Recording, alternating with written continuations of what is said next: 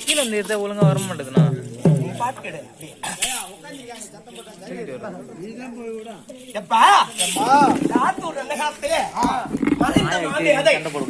அதோ பாவாடை ஐயா அவர் சத்த இடத்திலே சம்பளத்தை பூக்க வேண்டும், ஆண்ட இடத்திலே மல்லிகை பூ பூக்க வேண்டும், அவர் நான்காம் மோட்சமடைய வேண்டும், சாலோக சாமீப சாரூப சாயுஷ்டம் என்று சொல்லும்படியான நான்காம் மோட்சம் அடைய வேண்டும் என்பதற்காக ஒரு நாள் இன்று கண்விழிப்பு நாடகம்.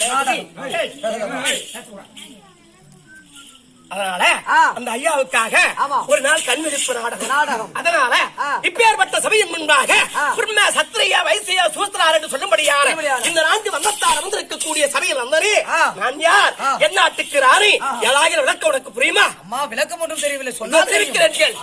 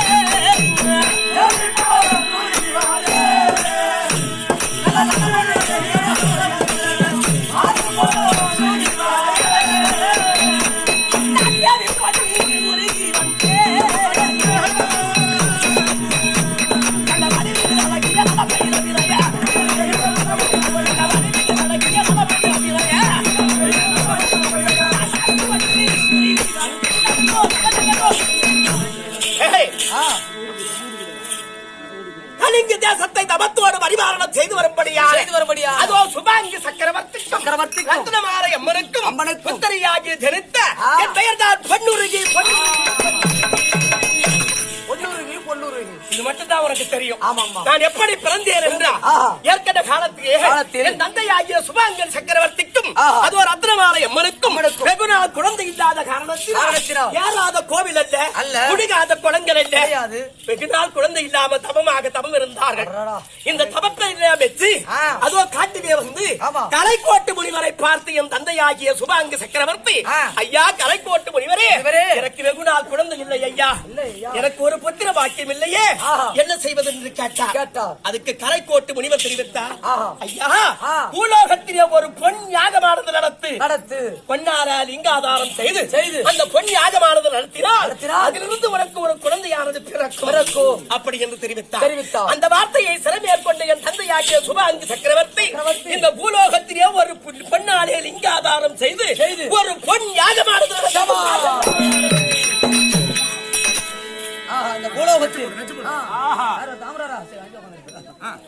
இந்த பூலோகத்தில் பொண்ணு யாகம் நடத்த வேண்டும். பெருத்ததோர் யாகம் நடத்தினார்கள். ஆமாங்க. ஆமா.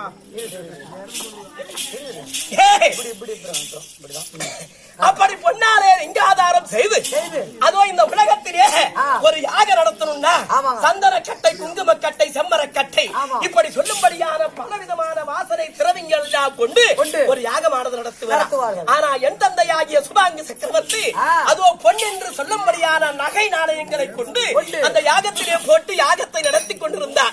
இந்த யாகத்திலே பொன்னை எல்லாம் போட்டு யாகம் நடத்தும் பொழுது தேவலோகத்தை ஆண்டு வரும்படியாக அதோ தேவகுமார் என்று சொல்லும்படியாக தேவேந்திரன் இருக்கின்றாரே, அண்ணவருடைய ஆசை நாயகி அந்த இந்திராணி அம்மன் பார்த்ததா, இந்த பூலோகத்திலே ஒரு மனிதனானவன் பொன்னாலே லிங்காதாரம் செய்து பொன் யாகமானது நடத்துகிறார். அப்படி இந்த யாகத்தை வெற்றி தன்னுடைய கழுத்திலே இருந்த சொர்ணமாலையை கழட்டி அந்த யாகத்திலே அங்கிருந்து விட்டார்களாம். அப்படி சொர்ணமாலையானது வெட்டி இந்த பெண்ணெல்லாம் செய்து இதை எல்லாம் உருக்கிக் கொண்டு 16 வயது மங்கை போல் பொற்சிலை போல்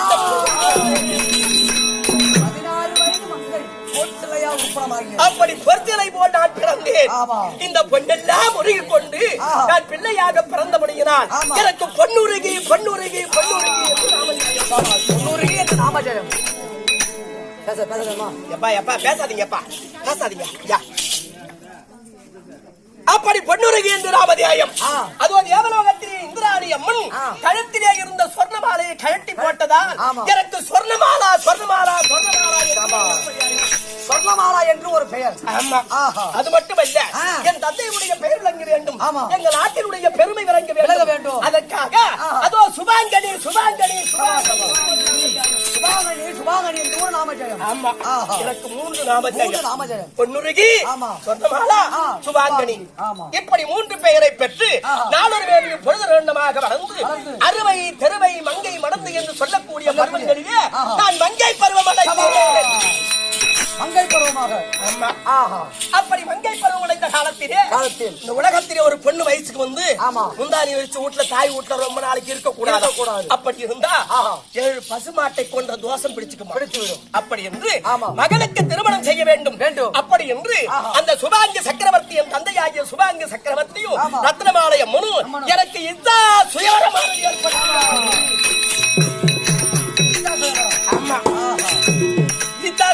என்னன்னு தெரியுமா உனக்கு? எனக்கு தெரியாதம்மா. தெரியாதானே? ஆமாமா. எப்ப 55 நாட்டு ராஜர்களுக்கும் நிருபத்தை அனுப்புவது, எல்லா நாட்டு ராஜர்களையும் வரவழைப்பது, அதுவும் ஆசைப்பட்ட மன்னர்களையும் கரத்திலே மாலையை கொடுத்து ஆசைப்பட்ட மன்னர்களை நானே திருமணம் செய்வது. நீங்களே தேர்ந்தெடுப்பது. ஆமா, அதுக்கு பேர் தான் இச்சா சுயவரம். இப்படி இச்சா சுயவரம் ஏற்படுத்தி 55 நாட்டு ராஜர்களுக்கும் நிருபத்தை அனுப்பி எல்லா நாட்டு ராஜர்களும் வந்திருக்கிறார்கள். ஆமா, எல்லா நாட்டு ராஜர்களும் எல்லாம் வந்திருக்கிறாங்க. என் கரத்திலே மாலையை எடுத்து ஒவ்வொரு ராஜாக்களாக கண்ணால் பார்த்து கொண்டு வந்தோம். அங்கிருந்த 55 நாட்டு ராஜாக்களும் என் கண்ணுக்கேற்ற புருஷன் ஒருவர் கூட என்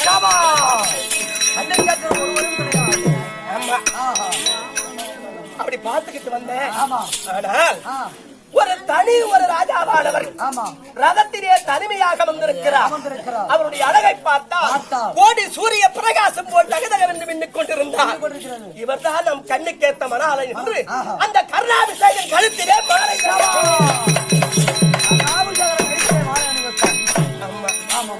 அப்படி அணிவித்த பிறகு அப்படி மாலை தரித்து தனி மனிதனாக இருந்த கருணாபிஷேகரோடு அங்கிருந்து நான் அங்கு தேசத்துக்கு சென்றேன்.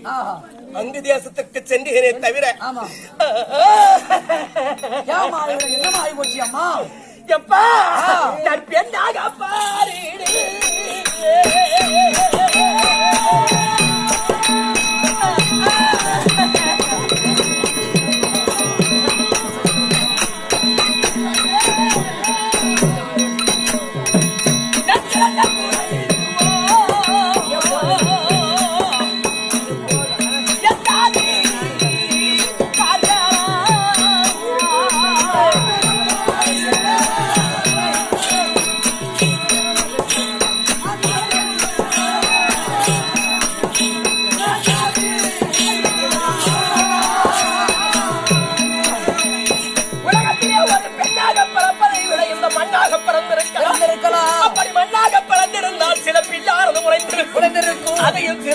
மாடுகள் மேய்ந்து வயிறாறு இருக்குமே.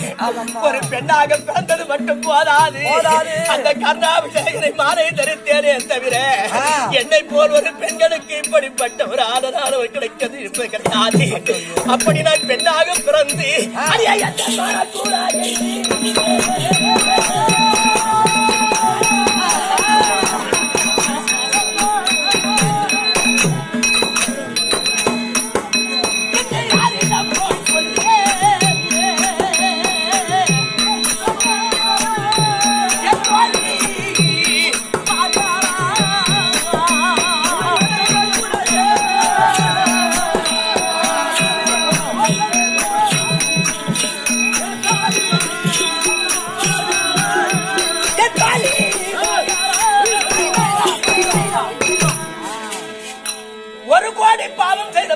ஒரு பெண்ணாக பிறப்பார்களா? 2 கோடி பாவம் செய்தவர்கள் இளமையிலே மலடியாகி போவார்களா? அதோ 3 கோடி பாவம் செய்தவர்கள் இளமையிலே கம்மஞ்சாதியாகி விடுவார்களா? நான் 1 கோடி பாவம் செய்தனோ அல்லது 2 கோடி பாவம் செய்தனோ 3 கோடி பாவம் செய்தனோ என்னவோ தெரியாது. அப்படி திருமணத்தை செய்து அங்கு தேசத்திற்கு அழைத்து சென்றார். ஒரு பெண்ணானவருக்கு காலையிலே இருந்து காலை கடனை முடித்து விட்டு அந்த பெண்ணிற்கு ஜலம் எடுப்பது பழக்கம். அப்படி ஜலம் திரட்டும்படியாக நானும் குடத்தை எடுத்து குரக்கரைக்கு சென்றேன். அப்படி குரக்கரைக்கு சென்று அங்கு எனக்கு முந்தி என்னை போல் மாதர்கள் எல்லாம் ஏராளமாக ஜலம் திரட்டிக் கொண்டிருந்தார்கள். அப்படி ஜலம் திரட்டினார்களே தவிர நானும் சென்று ஜலத்தை நொண்டினேன். அம்மா பேசாத சாமியா,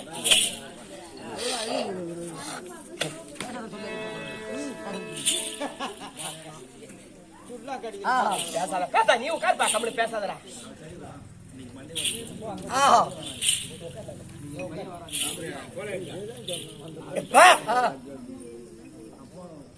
என்னை போல் மாதர்கள் எல்லாம் ஜலம் திரட்டிக் கொண்டிருந்தார்கள்.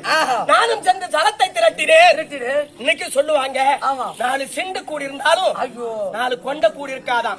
என்னை போல் மாதர்கள் எல்லாம் ஊர்ல ஒரு புதுசா வந்திருக்கிறாள், இவ யாரா இருப்பா அப்படின்னு ஒரு காலியா பார்த்து கொண்டிருந்தாங்க. அந்த நேரத்தில் இந்த குடத்தை தூக்கி விட வேண்டுமே, இந்த குட தண்ணியை தூக்கி விட வேண்டுமே. அப்படி என்று அம்மா இந்த குடத்தை தூக்கி விடுங்கள். நான் ஒருத்தர் தான் கூப்பிட்டேன், 4 பேர் கிட்ட வந்து தூக்குனாங்க. அந்த குடத்தை தூக்கி இடுப்புல வைக்கிறேன். அம்மா நீ யாரம்மா புதுசா இருக்கிறியே, அழகா இருக்கிறியே, இந்த குளத்துல வந்து ஜலம் திரட்டுகிறாயே, நீ யாரம்மா, எந்த நாட்டுக்கு அரசி அப்படி என்று கேட்டார். எந்த நாட்டுக்கு அரசின்னு கேட்ட உடனே அம்மா அங்கு தேசத்துக்கு அதிபதியாகிய கர்ணாபிஷேகன் என்னுடைய கணவர் பெயர், என் பெயர் பொன்னுருகி அப்படின்னு நான் சொன்னதுதான். தூக்கின குடத்தை தொப்புன்னு வச்சாருவேன். அடியே மாறு கேட்டவளே, கட்டவளே, அடி ஏழான ஜாதி கட்டா கீழான ஜாதியோ, அடி இடைக்கடத்தூர் மனைவி, தேர்வட்டியின் பிள்ளையின் மனைவி, குதிரைக்கு கொல்லும் பில்லு வைக்கக்கூடியவன் மனைவி. ஏண்டி எங்களோடு சரிசமமாக வந்து குளத்திலே ஜலம் திரட்டுவதா? அறிவு கட்டவளே. ஒரு குளத்துக்கு 4 வாசப்படி வச்சிருக்காங்க, எதுக்குன்னு தெரியுமா? கண்டிப்பா.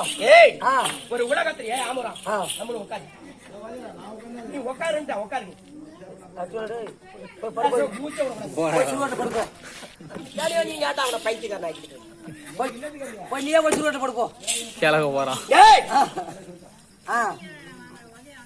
ஒரு குளத்திற்கு 4 வாசப்படி வைத்திருக்கிறார்களே, அது எதுக்குன்னு தெரியுமா? சத்திரிய வைசிய சூஸ்திரார் என்று சொல்லும்படியான 4 வர்ணத்தார்களும் 4 வாசப்படியிலே வந்து ஜலம் திரட்ட வேண்டும். நீ ஏழான ஜாதிக்கெல்லாம் கீழான ஜாதி ஒரு மனைவி, ஒரு தேர்வட்டியின் பிள்ளையின் மனைவி, ஒரு சூதபங்கருடைய குமாருடைய மனைவி, தாய் தகப்பன் பெயர் அறியாதவருடைய மனைவி. நீ எங்களோட கீழ் ஜாதிக்காரி, எங்களோடு சரிசமமாக வந்து ஜலம் திரட்டுவதா? அப்படி என்று என்னை கேவலமாக பேசுகிறார்கள். ஐயோ, இந்த உலகத்திலே அறியாமல் சூதபங்கவன் மகனை நாம் திருமணம் செய்து விட்டோமே, அந்த கர்ணாபிஷேகரோடு இனி வாழ்வது கிடையாது, இனி அவரோடு வாழ்வது கிடையாது. அப்படி என்று குளக்கரையிலே குளத்தை எழுந்து